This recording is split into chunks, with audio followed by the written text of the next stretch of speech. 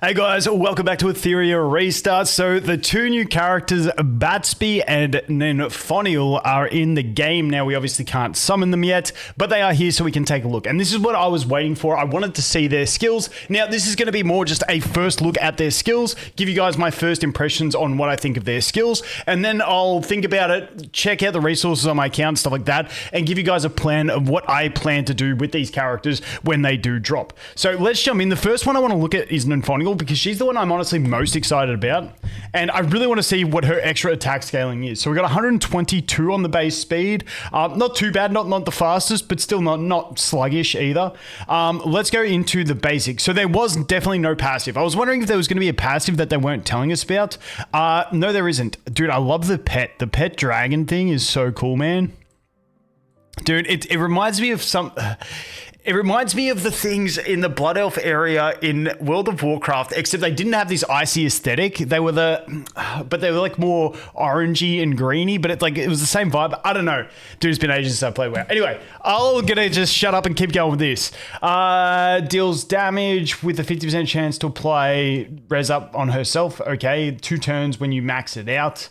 Must be a lower chance at base. Next one. A surge of frost, a burst of life. Ninfoniel averages the current HP percentages of all allies, then heals all allies for 25% of their max HP. Honestly, that's nice. It's only going to be a 10% heal at base would be my anticipation. It would go 10, 15, 20, 25. And then it gets so it's a 5-turn cooldown. 5-turn cooldown at base is long. Four's... yeah, it's longer than I thought. I thought it was going to be like 4-3, but I guess that'd be kind of crazy when it's a balance. I don't know.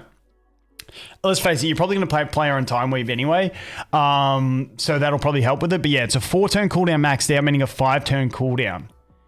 All right, this one. Let's see. Ninfoniel applies a 2-turn attack up and a 1-turn immunity to all allies, as well as a 2-turn Rhyme Bloom equal to 25% of her own max HP, so stacking HP on her. The duration of these effects is increased by 1 turn for the main target. Okay, where's Rhyme Bloom? Absorbs damage equal to amount... Absorbs an equal amount of damage. Okay. That sounds weird. Increases attack by 40% while active.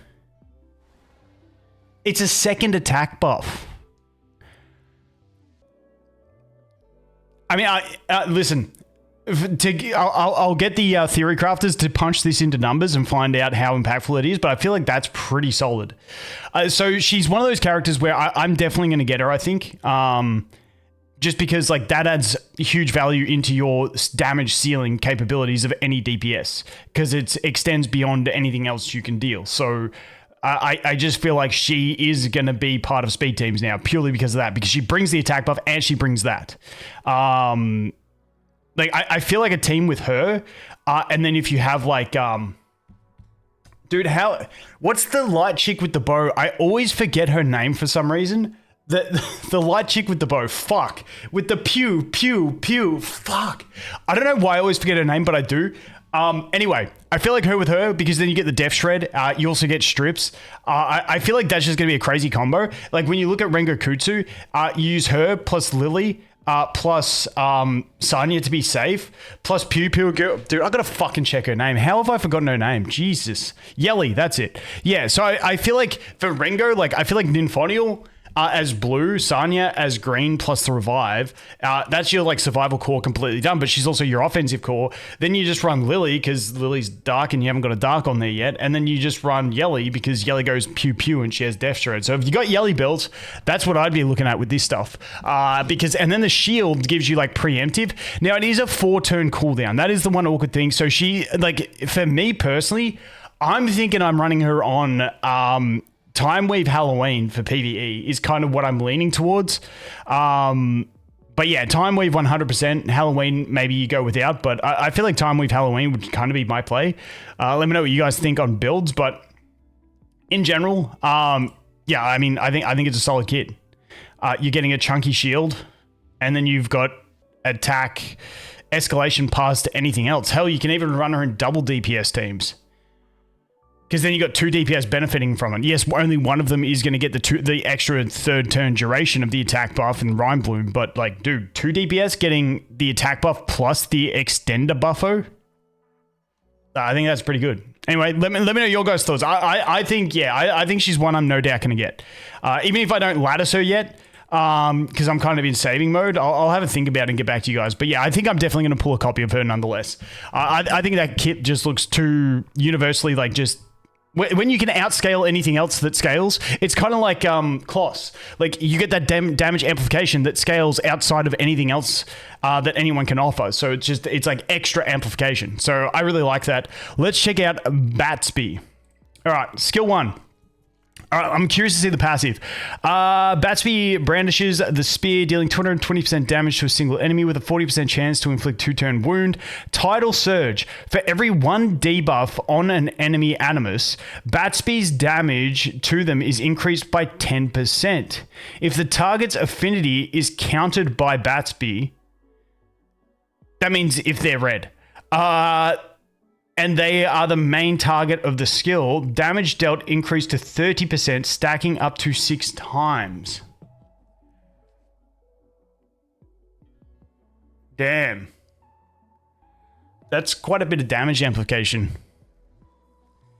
So it goes up to 60% for base and 180% if they're weak to him. Now, he is AoE, so it's not as like crazy like single target nuking, but that's still pretty decent. So the skill ups are the multiplier, the duration of wound, the chance of wound. Okay, yeah. Trust the last one to be the damage amp that you need for that. Yeah, listen, I'm pretty much in the camp. Even like this guy would have to people would have to wail out on this guy and prove that he is night and day above everything else in the game for me to pull this guy, because I just can't be fucked with the lattices. Let's go over here. Surge Tide of Impact. Batsby calls forth the waves, dealing 330% damage to all enemies. On crit, there is a 100% chance to extend all debuffs on the target, excluding control effects by 1 turns. Now, I don't know if this would also have its own accuracy check. I'm not too sure. I don't know if you need accuracy with this. That's something I'd have to check. Let me know what you guys think, because it's kind of interacting with the debuffs that are already there, so I don't know if it's actually like an application. And so you've got a skill up that does damage, increase the chance, and then duration, cooldown down to 3 turns from 4. Okay, next one. What's this one called? Valiant Tide. Okay, so it goes down to a 3-turn cooldown. Batsby unleashes a raging torrent, dealing 390% damage to all enemies with a 100% chance to inflict vulnerable for 2 turns. For every one units with crit land, the AI translation's got me there.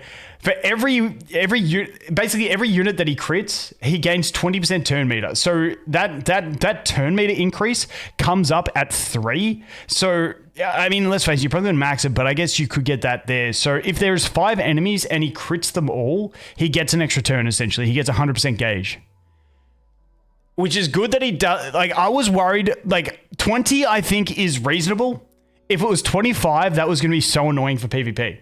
But at the end of the day, it's not really interclave meta. So you got like top rank players, like let me know what's your vibe on that. But yeah, I think 20, you're only getting 80%. He's not going to be giga fast. So I don't think that's a problem at all. It's going to be handy for PvE sense. But yeah, I honestly... It's a solid kit, and obviously we get the extra damage as well on top of that from his passive, but like, what would you have to invest? I'd need to see, this is 10 and 30. Is it 5 and 15 before that? So I feel like you're going to have to max out his skill 1. Then for this one, if you're using him for PvE, you're going to have to max this skill 2. Because you want to, unless you're just trying to nuke, and then you could get it to 3 skill ups, and then rely on that getting an extra turn. Maybe you do 3 skill ups. Like, I don't know. Listen, I need to see some whales test him, because I ain't gonna invest into this guy.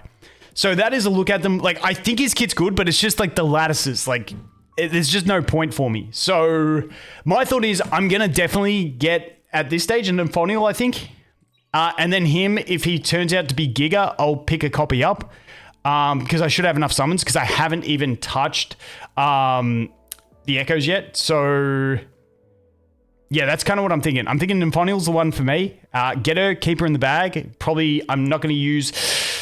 You know what? Fuck it. I'm not going to make a statement. I'm going to think about this. I'm going to map out my resources. I'll get back to you guys with a video on exactly what I'm going to do. But that is the 2 new characters. Both look solid, but once again, it's just the problem with the lattices, so Seeps. Anyway, that is going to be it for this one, guys. As always, thanks for watching. Hope you have an awesome day. I look forward to seeing you in the next one. Cheers.